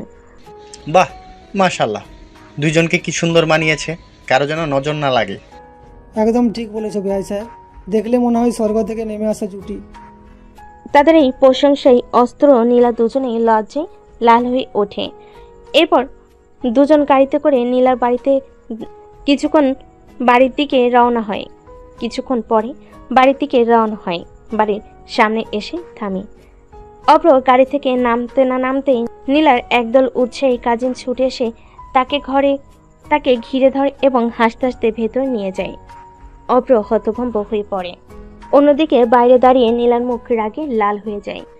ভেতরে গিয়ে নীলা দেখে অভ্রকে একটি সোফায় বসিয়ে তার কাজিনরা চারপাশে জটলা করে নানা রকম হাসি ঠাট্টা করছে। নীলার রাগ আরও বেড়ে যায়। সে দেখতে পায় অভ্র তাদের অপ্রত্যাশায় কিছুটা বিরক্ত হচ্ছে। এই, তোরা ওর সাথে এমন করছিস কেন? সর এখান থেকে। আরে আপু, আমরা তো একটু দুলা ভাইয়ের সাথে মজা করছি, তুই আমাদের ডিস্টার্ব করিস না তো, যা। তখন নীলার রাগ চরমে ওঠে। সে রাগে হুঙ্কার দিয়ে বলে, তোদেরকে বললাম না এখান থেকে যেতে। নীলাকে এত রেগে যেতে দেখে তার কাজিনটা ভরকে যায় এবং ধীরে ধীরে সেখান থেকে সরে পড়ে। নীলা দ্রুত টেনে অভ্রের হাত ধরে তাকে টেনে তোলে এবং সোজা নিজের রুমের দিকে নিয়ে যায়। রুমে ঢুকে অভ্র স্বস্তির নিঃশ্বাস ফেলে। বাঁচালে বাবা, আমার তো দম বন্ধ হয়ে আসছিল। এরা কারা আর কি সব করছিল? এরা আমার কাজিন, একটু বেশি উৎসাহী আর মজাদার। আসলে তোমাকে পেয়ে ওরা খুব খুশি হয়েছে, তাই একটু বেশি বাড়াবাড়ি করে ফেলেছে। তুমি কিছু মনে করো না তো? আরে না, তবে সত্যি বলতে একটু অপ্রস্তুত হয়ে গিয়েছিলাম। মনে হচ্ছিল যেন কোনো গ্যাংয়ের পাল্লায় পড়েছি। দুষ্টু, আমার ভাই বোনেরা তেমন খারাপ না, আসলে একটু বেশি ভালোবাসে আর কি। আমি বুঝতে পারছি, তবে প্রথম অভিজ্ঞতাটা একটু অন্যরকম ছিল আর কি। এখন কেমন লাগছে? ভয় কেটেছে তো? এখন তো আমি একদম নিরাপদ, কারণ আমার পাশে আমার রক্ষাকর্ত্রী যে দাঁড়িয়ে। তুমিও না সবসময় শুধু মিষ্টি কথা। নীলা আলতো করে অভ্রের বুকে মাথা রাখে আর অভ্র চুলে হাত বুলিয়ে দেয়। সত্যি বলছি নীলা, ওই মুহূর্তে তুমি না থাকলে কি করতাম আমি জানি না। তুমি এসে যেভাবে ওদেরকে সরিয়ে দিলে, মনে হচ্ছিল যেন কোনো যোদ্ধা এসে আমাকে উদ্ধার করলো। তাহলে এখন থেকে তুমি আমার দুর্বল বর আর আমি তোমার শক্তিশালী বউ, কেমন? দুর্বল আমি? দাঁড়াও দেখাচ্ছি। অভ্র দুষ্টু হেসে নীলার কোমরে হাত রাখে আর নীলা লজ্জায় লাল হয়ে তার বুকে মুখ লুকায়। অভ্র দুষ্টু হেসে নীলার কোমরে হাত রাখে আর নীলা লজ্জায় লাল হয়ে তার বুকে মুখ লুকায়। তাদের চারপাশের হট্টগোল নিমিষে মিলিয়ে যায়। জেগে থাকে শুধু দুজনের গভীর ভালোবাসার উষ্ণতা। অভ্র নীলাকে গভীর চুম্বনে আবদ্ধ করে, আলতো করে বিছানায় শুইয়ে দেয়। তাদের ভালোবাসার উষ্ণতায় ঘরোয়া পরিবেশ আরও মদির হয়ে ওঠে। ঠিক সেই মুহূর্তেই দরজায় কড়া নাড়ার শব্দ তাদের রোমান্টিক মুহূর্তে সেদ টানে। উফ, আর আসার সময় পেল না, যত সব রোমান্টিক মুডটাই মাটি করে দিল। তুমিও না হঠাৎ হঠাৎ রোমান্টিক হয়ে যাও। নীলা বিছানা থেকে উঠে গিয়ে দরজা খোলে। দরজায় দাঁড়িয়ে তার এক কাজিন। কিরে আপু, দরজা খুলতে এতক্ষণ লাগলো কেন? দুলাভাইয়ের সাথে রোমান্স করেছিলি নাকি? তুই একদম চুপ করবি। বল কেন এসেছিস? বাহ বাহ, বিয়ে করে তো একেবারে আমাদেরকে ভুলে গিয়েছো। আগে কত সুন্দর করে কথা বলতে, আর এখন যেভাবে কথা বলো যেন আমাদের চেনোই না। এখন যেটা বলতে এসেছিস সেটা বল, নয়তো আমি দরজা লাগিয়ে দিচ্ছি। বড় আম্মু বলেছে আজ সন্ধ্যায় সবাই একসাথে ঘুরতে যাবে, তাই সেটা তোমাকে জানাতে এলাম। আচ্ছা ঠিক আছে, আমরা তৈরি হয়ে নেব, তুই এখন যা।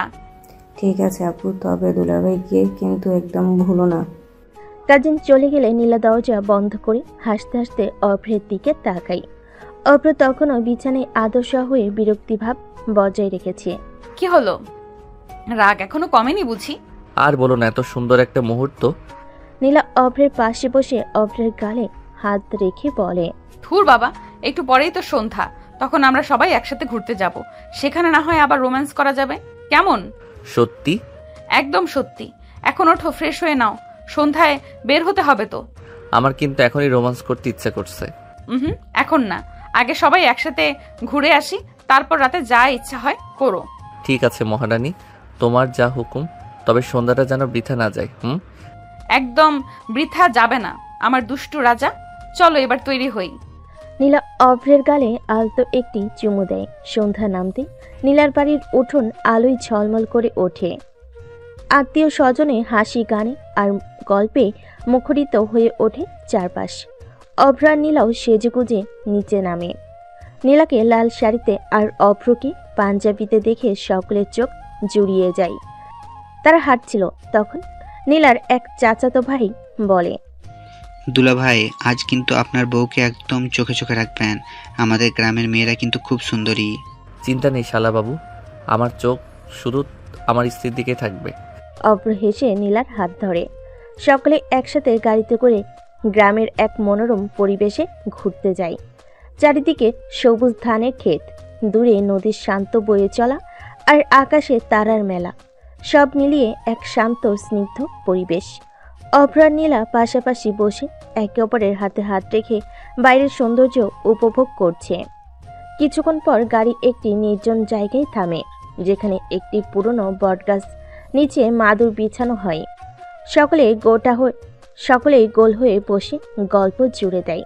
নীলার কাজিনরা হাসতে হাসতে অভ্র আর নীলার প্রথম দিনের ঝগড়ার গল্প জুড়ে দেয়, যা শুনে দুজনেই লজ্জে লাল হয়ে ওঠে।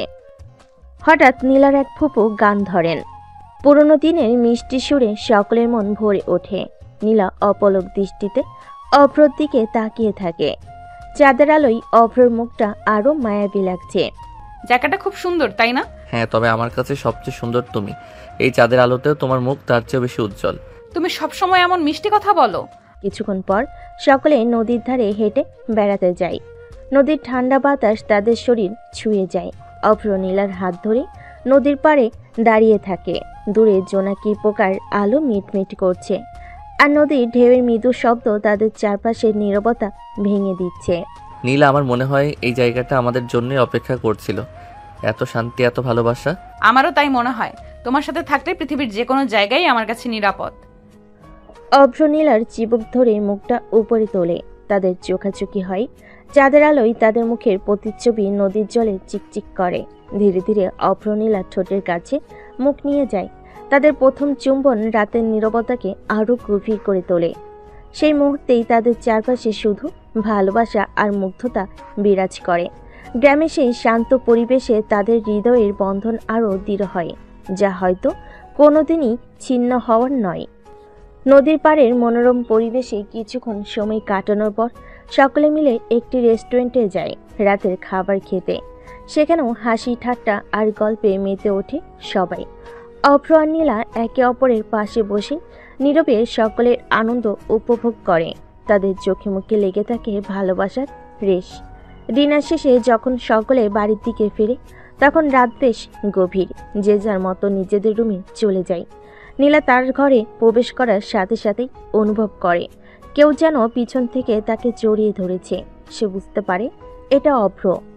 অভ্র নীলার কানে কানে বলে, সারাদিন তো অনেকের সাথে ঘোরাঘুরি করলে, এবার একটু আমার সাথে সময় কাটাবে নাকি? পিচ্চি বুড়ি। তুমি একদম দুষ্টু, দরজা তো বন্ধও করিনি এখনো। তাতে কি, আমার তো আর তর্স হচ্ছে না, সারাদিন তোমার থেকে দূরে থাকতে হয়েছে। সবাই জেগে আছে এখনো, কেউ দেখে ফেললে কি হবে? দেখুক গে, আমি তো আমার বউকে আদর করছি, তাতে কি সমস্যা? তুমি না একদম বেহায়া। শুধু তোমার জন্য আমার লক্ষ্মীটি। অভ্র নীলার কোমর জড়িয়ে ধরে। নীলা লজ্জায় মুখ লাল হয়ে যায়। এরপর তাদের মধ্যে চলে কিছুক্ষণ দুষ্টু মিষ্টি আর ভালোবাসার ইশারা। বাইরে নীরব রাত যেন তাদের হৃদয়ে উষ্ণতাকে আরও বাড়িয়ে তোলে। অভ্র আলতো করে নীলার হাত ধরে বিছানার দিকে এগিয়ে যায়। তাদের চোখে তখন গভীর ভালোবাসার আহ্বান। তাদের রাতের আকাশ ভরে ওঠে চাঁদের আলোয়, আর তাদের নিভৃত ঘর ভালোবাসার উষ্ণতায়। অভ্র ধীরে ধীরে নীলার মুখের ঘুমটা সরিয়ে, আর নীলার চোখের তারাই ভেসে ওঠে শুধু অভ্রর প্রতিচ্ছবি। তাদের নীরব চাহনিতে মিশে থাকে গভীর প্রেম আর আকাঙ্ক্ষা। সেই রাতে তারা আবারও একে অপরের বাহু ধরে বাঁধা পড়ে। তাদের ভালোবাসার বন্ধন আরও দৃঢ় হয়। রাতের প্রতিটি মুহূর্ত যেন তাদের সম্পর্কে নতুন এক অধ্যায় লিখে যায়, যেখানে শুধু প্রেম আর মুগ্ধতা ছাড়া আর কিছুই থাকে না। সকালের আলো সবে মাত্র উঠেছে। রান্নাঘরে গরম ধোঁয়া উঠছিল। সকালের প্রস্তুতি চলছিল ব্যস্ততার মাঝে, কিন্তু সেই ব্যস্ততার মধ্যেই ছিন্ন ভিন্ন হয়ে যায় যখন নীলার মা হঠাৎ অজ্ঞান হয়ে যায়। আতঙ্কের ছায়া নেমে আসে ঘরে, চারিদিকে উৎকণ্ঠার গুঞ্জন। কে কি করবে কেউ বুঝতে পারছিল না।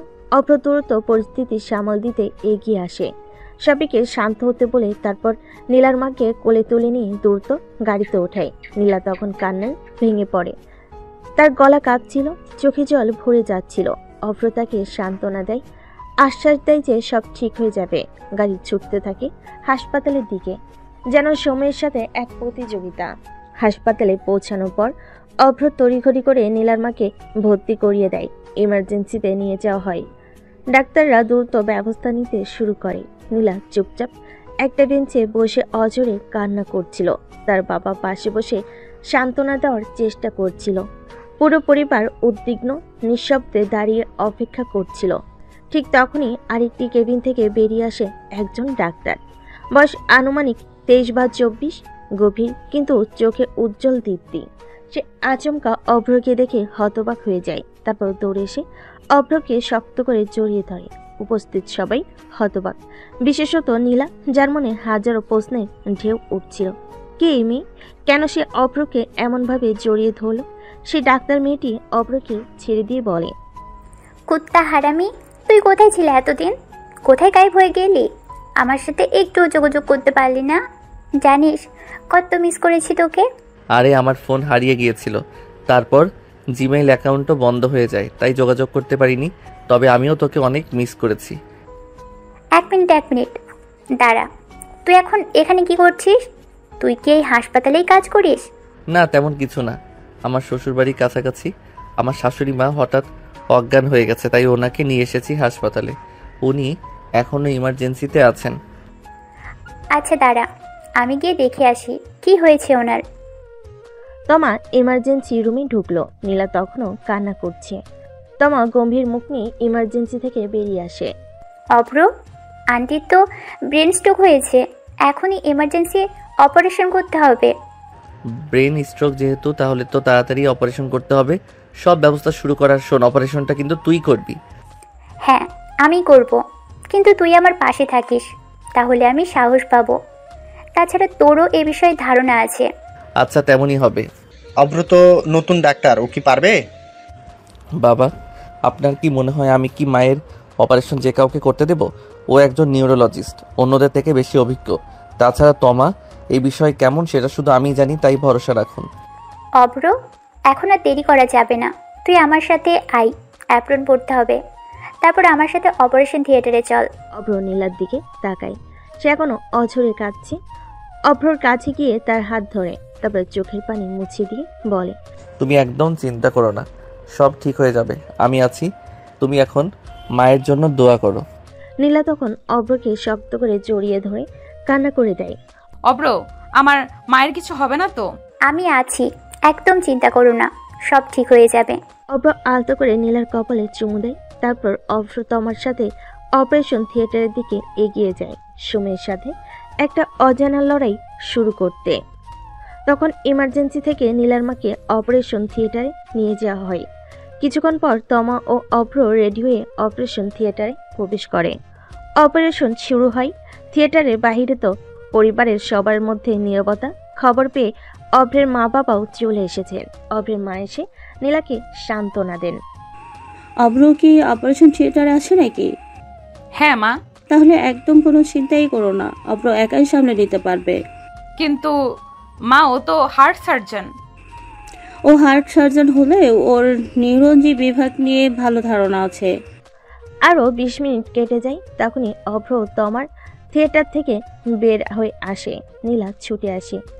অভ্র, মা কেমন আছে? বলো না মা কেমন আছে। শান্ত হও নীলা। মা আলহামদুলিল্লাহ ভালো আছে। নীলা অভ্রকে জড়িয়ে ধরবে, তখনই অভ্র বাধা দেয়। আমার ড্রেসে বিভিন্ন ওষুধ আছে, ওয়েট করো, আমি ড্রেস চেঞ্জ করে আসি। মাকে একটু পরে কেবিনে শিফট করা হবে, তোমরা ওখানে যাও। তখন অভ্র সেখান থেকে চেঞ্জিং রুমের দিকে চলে যায়। পিছু পিছু তমা চলে যায়। তমার মুখে মাস্ক ছিল, তাই অভ্রের মা তমাকে চিনতে পারে না। কিছুক্ষণ পর নীলার মাকে কেবিনে শিফট করা হয়। সবাই কেবিনে বসে আছে। তখনই কেবিনে অভ্র ও তমা প্রবেশ করে। তমাকে দেখে অভ্রের মায়ের চোখ বড় বড় হয়। আরে তমা মা, তুই এখানে? তমা গিয়ে অভ্রের মাকে জড়িয়ে ধরে। নীলা এখনো অবাক হচ্ছে, কে এই মেয়ে? কেমন আছো আম্মু? তুই কি আর আমাকে মনে রেখেছিস? কোথায় ছিলে এতদিন? বিশ্বাস করো আম্মু, আমিও তোমাদের অনেক মিস করেছি। তোরাও তোদের বাড়ি চেঞ্জ করেছিস, আর এদিকে অভ্রের মোবাইলে চুরি হয়ে যায়। তুই গেলি ডেনমার্ক আর অভ্র গেল ফিনল্যান্ড। কতগুলো ঝামেলা যে হলো। এখন তো তোমাকে পেয়ে গেছি, আর তোমাকে ছাড়বো না। আবার আগের মতো জ্বালানো শুরু করব। আচ্ছা, তুই কি এই হাসপাতালেই কাজ করেছিস? আর অপারেশনটাও কি তুই করেছিস? হ্যাঁ আম্মু, অভ্র আর আমি অপারেশনটা করেছি। তাহলে তার কোনো চিন্তাই নেই। আশা করি আবার খুব তাড়াতাড়ি সুস্থ হয়ে উঠবে। বিআই, কেউ আপনাকে যে আম্মু বলে ডাকছে? ও আমারই আর একটা মেয়ে। কিছু বুঝলাম না, একটু বুঝিয়ে বলেন। ও হচ্ছে তমা, আমার বান্ধবীর মেয়ে। আর অপরের জন্য একদিনই হয়েছিল। ছোটবেলা থেকেই দুজন একসাথে বড় হয়েছে। তারপর তমারা তোদের বাড়ি পরিবর্তন করে। অভ্র স্কলারশিপ পায় ফিনল্যান্ড থেকে, আর তমা স্কলারশিপ পায় ডেনমার্ক থেকে। আর অভ্রেরও মোবাইল চুরি হয়ে যায়, আর আমি তখন মোবাইল চালাতাম না, তাই আর যোগাযোগ হয়নি। ও, এবার বুঝলাম। নীলাও এতক্ষণে পুরোটা বুঝতে পারে। কিছুক্ষণ পর নীলার মায়ের জ্ঞান ফিরে। তারপর 2 দিন পর নীলার মাকে বাড়িতে নেওয়া হয়। নীলার মায়ের সুস্থ হওয়া পর্যন্ত অভ্র অনেক সেবা করেছে। এদিকে এই কারণে তাদের হানিমুনের টিকিটও ক্যান্সেল করে। নীলার কিছুটা খারাপ লাগে। অভ্র কত কষ্ট করছে। ধীরে ধীরে নীলার মা সুস্থ হয়ে ওঠেন। তারপর বাড়িতে আবার আগের মতো আনন্দ ফিরে। শ্বশুরবাড়িতে কয়েকটা দিন আনন্দ আর ভালোবাসার মধ্যে কাটে অভ্র ও নীলার। আত্মীয় স্বজনের আদর আপ্যায়ন আর খুনসুটিতে তাদের সময়গুলো ভরে ওঠে। অবশেষে তাদের ঢাকার ফেরার পালা আসে। নীলার মা বাবা অশ্রুসজল চোখে মেখে বিদায় জানান। তবে অভ্র তাদের আশ্বাস দেয় তারা শীঘ্রই আবার আসবে। গাড়িতে করে ঢাকা ফেরার পথে নীলা অভ্রের কাঁধে মাথা রেখে বাইরের দিকে তাকিয়ে থাকে। গ্রামের সে শান্ত পরিবেশ, আত্মীয়দের ভালোবাসা, সবকিছু তার মনে এক মিষ্টি স্মৃতি গেঁথে যায়। মন খারাপ লাগছে পিচ্চি বুড়ি? একটু সবার কথা মনে পড়ছে। করো না, আমরা তো আবার যাব। আর এবার তো আমাদের নিজেদেরও একটা নতুন জায়গায় যাওয়ার প্ল্যান আছে, মনে আছে তো? হ্যাঁ, সুইজারল্যান্ড। আমার তো আর সইছে না বরফের পাহাড় আর সুন্দর দৃশ্য দেখার জন্য। আমি একদম রেডি। তাহলে চলো, বাড়ি গিয়েই আমরা হানিমুনের প্রস্তুতি শুরু করে দেই। ভিসার কাগজপত্রগুলো দেখতে হবে, আর কি কি নেব তার একটা লিস্টও বানাতে হবে। ঢাকায় নিজেদের অ্যাপার্টমেন্টে ফিরে এসে অভ্র ও নীলা দুজনেই বেশ খুশি। তাদের নিজেদের ছোট্ট নিটিকে আবার গুছিয়ে নিতে তাদের ভালো লাগে। অভ্র ল্যাপটপ খুলে ভিসার আবেদনপত্রের দিকে চোখ বোলায়, আর নীলা আলমারি খুলে হানিমুনের জন্য সুন্দর পোশাকগুলো বের করে সাজাতে শুরু করে। উফ, ওখানে তো অনেক ঠান্ডা, তাই না? আমার মনে হয় গরম জামা কাপড় বেশি করে নিতে হবে। হ্যাঁ অবশ্যই। আর তুমি তো ঠান্ডায় কাবু হয়ে যাও তাড়াতাড়ি। আমার মনে হয় একটা উইন্টার কোটও নিয়ে নেওয়া ভালো। আর তুমি কি শুধু কোট পরেই যাবে, নাকি আমার ঠান্ডায় একটু ভাগ বসাবে? ঠান্ডার ভাগ তো বসাবই পিচ্ছি পড়ি। আর শুধু ঠান্ডার ভাগ কেন, তোমার সব খুশির ভাগও আমি নেব। তাদের হানিমুনের প্রস্তুতি চলতে থাকে হাসি আর ভালোবাসার মধ্য দিয়ে। সুইজারল্যান্ডের স্বপ্ন তাদের চোখে মুখে এক নতুন রোমান্টিক আভা এনে দেয়। তারা দুজনেই অধীর আগ্রহে অপেক্ষা করতে থাকে সেই সুন্দর মুহূর্তগুলোর জন্য, যেখানে শুধু তারা দুজন আর তাদের অসীম ভালোবাসা থাকবে। আজকে সকাল 6টায় তাদের ফ্লাইট। পরিবারের সবাইকে বিদায় জানিয়ে তারা বিমানবন্দরে চলে গিয়েছে। ঢাকা বিমানবন্দরে তাদের চোখে মুখে রোমাঞ্চ আর উত্তেজনা। সুইজারল্যান্ডের উদ্দেশ্যে উড়ল তাদের বিমান। দীর্ঘ যাত্রার পর যখন তারা জুরিখ বিমানবন্দরে নামে, সেখানকার ঠান্ডা বাতাস তাদের শরীরে এক নতুন শিহরণ জাগায়। চারপাশের পরিচ্ছন্ন পরিবেশ আর সুশৃঙ্খল ব্যবস্থা তাদের মুগ্ধ করে তোলে। অভ্র আগে কয়েকবার কাজের সূত্রে এখানে এলো নীলার কাছে সবকিছু নতুন আর বিস্ময়কর। বিমানবন্দর থেকে বেরিয়ে তারা একটি সুন্দর হোটেলে ওঠে। হোটেলের ঘরটি ছিল ছবির মতো সুন্দর, যেখান থেকে আলপস পর্বতমালার মনোরম দৃশ্য দেখা যাচ্ছিল। ওয়াও অব্র, এটা কি সত্যি? আমার তো বিশ্বাস হচ্ছে না আমি এত সুন্দর একটা জায়গায় এসেছি। এখনো তো কিছুই দেখনি পিচ্ছি বুড়ি। চলো ফ্রেশ হয়ে আমরা একটু বের হই। তবে তার আগে অনেক লম্বা জার্নি করে আমরা এসেছি, একটু বিশ্রাম নেওয়া যাক, কি বলো? তারপর আমরা জুরিখ শহরটা ঘুরে দেখব। হ্যাঁ, তোমার কথাই ঠিক। একটু বিশ্রাম তো আমাদের দুজনেরই দরকার। তবে আমার মন তো এখনই উঠতে চাইছে। উঠবে, নিশ্চয়ই উঠবে। পুরো সুইজারল্যান্ড দেখাবো তোমাকে। এখন একটু ধৈর্য ধরো, কেমন? নীলা অভ্রের হাত ধরে অভ্র নীলার কপালে আলতো করে চুমু দেয়। ক্লান্ত শরীরে তারা হোটেলের বিছানায় গা এলিয়ে দেয়। দীর্ঘ বিমান যাত্রার ধকল তাদের শরীরে স্পষ্ট, তবে তাদের চোখে মুখে এক নতুন দেশের স্বপ্ন আর একে অপরের সান্নিধ্যে আনন্দ খেলা করছে। সুইজারল্যান্ডের মাটিতে তাদের ভালোবাসার নতুন অধ্যায় শুরু হওয়ার অপেক্ষায়। জুরিখের স্নিগ্ধ সকাল। হোটেলের বেলকনিতে দাঁড়িয়ে নীলা আলপসের চূড়ার দিকে অপলক তাকিয়ে। অভ্র পিছন থেকে এসে তার কোমর জড়িয়ে ধরে। অভ্র নীলার কানে কাছে ফিসফিস করে বলে, কি দেখছো আমার নয়নতারা এত মুগ্ধ হয়ে? নীলা অভ্রের হাতের উপর হাত রাখে। অভ্র নীলার কাঁধে আলতো করে চুমু খায়। ভাবছি স্বপ্ন দেখছি না তো? এত সুন্দর জায়গা, আর তুমি পাশে না থাকলে এই সৌন্দর্য যেন ফিকে লাগতো। তুমি আমার পাশে আছো বলেই তো সব এত রঙিন। নীলা, চলো আজ আমরা ইন্টারলাকেনের পথে হারাই। ট্রেনের দীর্ঘ পথ যেন তাদের আরো কাছে টেনে আনে। জানালার বাইরে মেঘার পাহাড়ের খেলা দেখতে দেখতে নীলা কখন অভ্রের কাঁধে ঘুমিয়ে পড়ে সে নিজেও জানে না। অভ্র পরম যত্নে তার মাথা ধরে রাখে। ইন্টারলাকেনের কটেজটি যেন এক ভালোবাসা নিয়ে।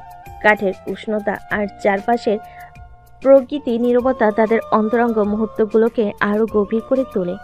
বারান্দায় বসে হাতে হাত রেখে তারা দূরে পাহাড়ের দিকে তাকিয়ে থাকে। মনে আছে বাসে প্রথম আমাদের ঝগড়াটা? কে ভেবেছিল সেখান থেকে এত সুন্দর একটা সম্পর্ক তৈরি হবে? নিয়তি হয়তো এমনই চেয়েছিল পিচ্ছি বুড়ি, না হলে এমন মায়াবী রাতে এই পাহাড়ের কোলে আমরা দুজন একা হতাম না। একদিন সন্ধ্যায় তারা ভরা আকাশে আর চাঁদের আলোয় আলোকিত কটেজের বারান্দা। ঠান্ডা বাতাস নীলার গালে আলতো স্পর্শ বুলিয়ে যায়। অভ্র নীলার হাতে চুমু এঁকে দেয়। নীলা, তুমি জানো আমার জীবনটা তোমার আসার আগে কেমন যেন রংহীন ছিল। তুমি এসে আমার সব শূন্যতা পূরণ করে দিয়েছ। এই পাহাড়, এই নীরবতা, সব কিছু যেন শুধু আমাদের ভালোবাসার জন্যই সৃষ্টি হয়েছে। তুমিও আমার জীবনে এক নতুন আলো এনেছো অভ্র।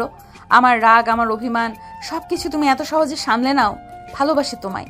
অভ্র নীলার মুখ তুলে তার ঠোঁটে আলতো স্পর্শ করে। নীলা অভ্রের বুকে মাথা রাখে। আমিও ভালোবাসি নীলা, আমার জীবনের চেয়েও বেশি। এই মুহূর্তগুলো, এগুলো যেন অনন্তকালের জন্য থেমে যাক। পরের দিন প্যারাগ্লাইডিং এর অভিজ্ঞতা তাদের আরো কাছে আনে। শূন্যে ভেসে বেড়ানো রোমাঞ্চ আর নিচের প্রকৃতির বিশালতা তাদের মনে এক নতুন উন্মাদনা সৃষ্টি করে। নীলা আকাশ থেকে নেমে এসে অভ্রকে জড়িয়ে ধরে। অভ্র, এটা অবিশ্বাস্য ছিল। মনে হচ্ছিল যেন আমরা দুটো পাখি উড়ছি। তোমার সাথে সবকিছুই অবিশ্বাস্য লাগে নীলা। চলো এবার আমরা লেকের ধারে গিয়ে কিছুক্ষণ শান্তিতে বসি। অভ্র নীলার কপালে আলতো করে চুমু খায়। তারপর তারপর লেকে শান্ত জলে তাদের প্রতিচ্ছবি যেন এক গভীর ভালোবাসার প্রতিচ্ছবি। তারা একে অপরের চোখে হারায়, নীরব ভালোবাসায় বিনিময় করে হৃদয়ে না বলা কথা। সুইজারল্যান্ডের প্রতিটি নিঃশ্বাস তাদের ভালোবাসাকে আরো গাঢ় করে তোলে। সেদিনের সন্ধ্যা নামে পাহাড়ের কোলে, তাদের কটেজের ছোট্ট বারান্দায় চাঁদের আলো আলপসে চূড়ার এক স্বপ্নের আভা ছড়ায়, আর নীরবতা ভেঙে আসে শুধু তাদের গভীর নিঃশ্বাসের শব্দ। রাতের ঠান্ডা বাতাস নীলার এলোমেলো চুল ছুঁয়ে যায়, অভ্র পরম যত্নে তা সরিয়ে দেয়। অভ্র নীলার হাত ধরে নিজের বুকের কাছে টেনে নেয়।